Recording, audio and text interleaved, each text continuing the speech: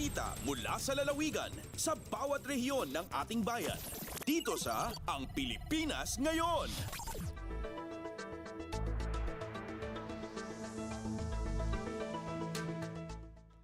Narito na ang bugso ng ating mga regional news. Dumako muna tayo sa rehiyon ng Luzon. Quirino Governor at Union of Local Authorities of the Philippines President Dax Cua nanawagan sa mga lokal na pamahalaan na maghanda na para sa nakaambang La Nina.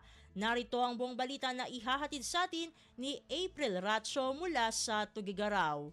Inalukoy ita ni Quirino Governor kan Union of Local Authorities of the Philippines sinuula President Dax Cua dagiti amin ni local government units wina LGUs arugyanan dan ti panagsagana para iti irurugiti southwest monsoon wino habagat uray pay no adu ita iti paset ti pagilian ti makapadpada city kaggapo iti El Nino phenomenon sigun kini Cua preparedness wenno ti kinasagana ti tulbek ti panangsupyat kadagiti tidigra himawag pay ti opisyal iti national kan local governments arugyanan dan iti kaibitan a panawan ti panagdalos kadagiti wawaig kanal ken dumapay a pagdalanan ti dano maglalo kadagiti urban areas tapno saan na palalo ti panaglayos na no panawanan ti panagtutudo. Impaganatgat pa ni Cua ti panakasapol iti panangiyakar dagiti informal settler communities nga adda kadagiti igid ti karayan wenno wawaig agsipud kadagiti maawagan kas highly vulnerable na adda ti bagbagyo wenno napipig sa atudo. Kadaytoy ket napateg kunana ti kolaborasyon ti national government partikular ti Department of Human Settlements and Urban Development kadagiti LGUs tapno protektaran dagiti informal settler communities. Sigun iti pag-asa daan 50% posibilidad di pa nakabukal ti La Nina manipud Hunyo agingga Agosto. Manipud Tuguegarao City dayto ni April sa Lucan Ratio para iti Radyo Pilipinas World Service.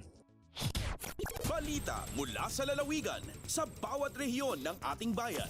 Dito sa Ang Pilipinas Ngayon.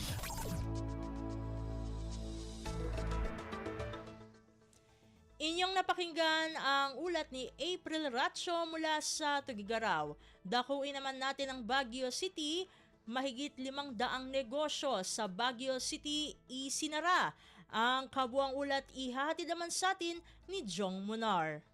Agdagop ni magasoto patupulo katupatan negosyo dito siyudad ti Baguio itinaipayan ti closure orders manipod Enero ginggana Mayo 15 iti agda mga tawen gapo ti panag-operate da nga wanan ti kaseknan nga business permit base iti listahan ti Business Permits and Licensing Office dumanonan ti 20,375 iti business permits iti naaprobaran ken nayulog da manipod Enero ginggana Abril namnaman pa iti Licensing Office sa marpatan da iti 24,426 permits nga nayulog da iditawan 2023. Inlawlawag tinasong opisina manipod ti 20,375 ang negosyo nga dan ti permits ket 19,522 iti renewal bayat 853 ti kabarbaro ang negosyo. Kadigati nagrehistro ang negosyo dito syudad 17,825 iti micro enterprises, 1,933 ket small scale, 524 ket medium enterprises ken siyam nga pulo ken tadlo iti large-scale businesses. Manipod iti Radyo Pilipinas Baguio, Jong Munar nang ipadamag para iti Radyo Pilipinas World Service. Balita mula sa lalawigan sa bawat rehiyon ng ating bayan. Dito sa Ang Pilipinas Ngayon.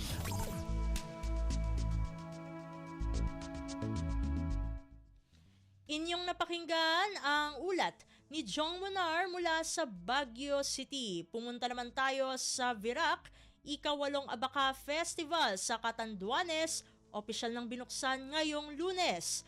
Ang detalye ng balita ihahatid naman sa atin ni Jan Tatad.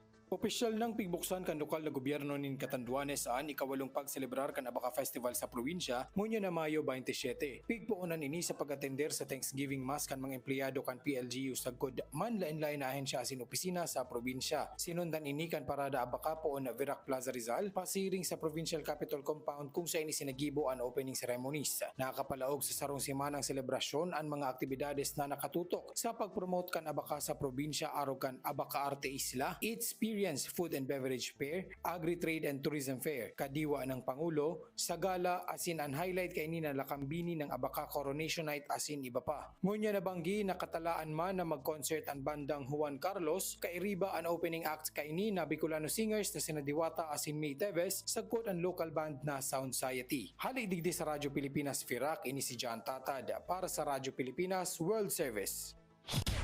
Balita mula sa lalawigan sa bawat rehiyon ng ating bayan. Dito sa Ang Pilipinas Ngayon.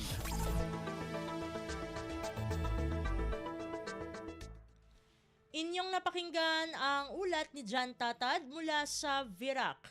Dumako naman tayo sa rehiyon ng Kabisayaan, rotational brownout sa isang diving destination sa Cebu na solusyonan na ng lokal na pamahalaan ng lalawigan.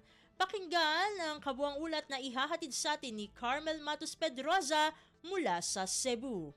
Naabot na og kasamtang naghatag na og igong supply sa kuryente ang upat ka mga generator sets nga giinstalar sa isla sa Malapascua sakop sa lungsod sa Daan Bantayan lalawigan sa Subo. Kay dumduman nga niadtong Holy Week pa kakasinati og rotational brownout ang isla tungod sa kakuwang sa supply sa kuryente human naguba ang usa ka generator. Personal gibisita ni Cebu Governor Gwendolyn Garcia ang isla aron masuta og masusi ang kahimtang didto. Human usab sila na anya ni Abaga sa pagrenta ni ining maong mga generator sets. Karon matud pa sa Kapitolyo sa Subo, makasinati na unya sila og igong supply, ilabi na ang mga resort sa isla nga bisitaon kaayo og mga turista tungod usa kini sa mga inilang diving spot sa lalawigan. Gikan dinhi sa Subo kini si Carmel Matos Pedroza para sa Radyo Pilipinas World Service.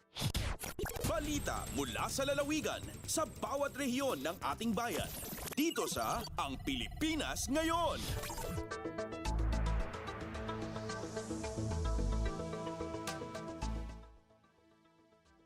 Inyong napakinggan ang ulat ni Carmel Matos Pedroza mula sa Cebu. Puntahan naman natin ang Iloilo. 261 individual sa Western Visayas arestado ng Police Regional Office 6 dahil sa illegal na pasugal. Narito si Paul Tarosa para sa detalye ng balita. Sa ginpabaskog nga anti-illegal gambling operations naglabot sa 261 ka individual sa Western Visayas ang naaresto sa Police Regional Office 6 sa 15 kaadlaw nga operation. Inang sanding sa datos ang PRO6 humalin sang Mayo 1 tuntub 15 subong nga tuig. Ang 261 nga nagkaladakpan resulta sang 95 ka police operations sa diin na kumpiska ang 95.4 mil pesos nga taya sa illegal nga sugal. Nagapanguna sa may pinakamadamo nga nadakpan ang Negros Occidental Police Provincial Office nga nakaaresto sang 134 ka individual.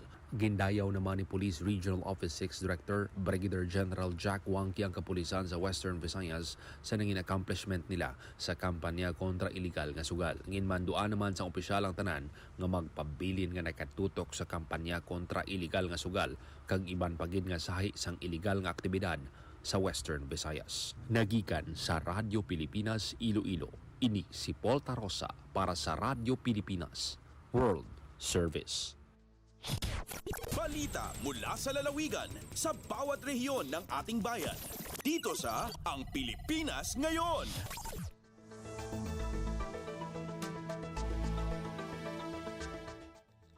Inyong napakinggan ang ulat ni Paul Tarosa mula sa Iloilo. Dumako na tayo sa rehiyon ng Mindanao. Mga atletang Bangsamoro nag-uwi ng parangal matapos makilahok sa larong jiu-jitsu sa Malaysia. Ang kabuang ulat, ihahatid sa atin ni Johania Yusof mula sa Marawi. Miyakataban sumabang sa Moro athletes sa 21 ang medal si ikukyapang padiran sa Jiu-Jitsu Copa di Malaysia 2024 sa Kuala Lumpur, Malaysia, babagudon. Si iko 21 sa medals na 5 sa championship medal Iran, 7 sa silver, agusiyaw sa bronze medal sa Karina sa kapasangiran Panamar agus sportsmanship. Si iko kategorya G o di na traditional G na miyakataban sa gold medal si Muhammad Birwar agus si Siti Farhana Ibrahim. Si Birwar na isa ka mga rescuers pa na bang sa Bangsamoro ko kababaloy niya na DRRM officer sa Bangsamoro Rapid Emergency Action on Disaster Incidents. Sa babsin ay nisampay ang Bangsamoro Sports Commission so panalamatiran ko mga athletes sa region. Itatarosiran mambuso sa kudwirang kupitibarangan na sports si Isa Bangsamoro para si kumakalumbayan. Giya si Johannia Yusuf pun sa Marawi para sa Radyo Pilipinas World Service. Balita mula sa lalawigan sa bawat rehiyon ng ating bayan. Dito sa Ang Pilipinas Ngayon.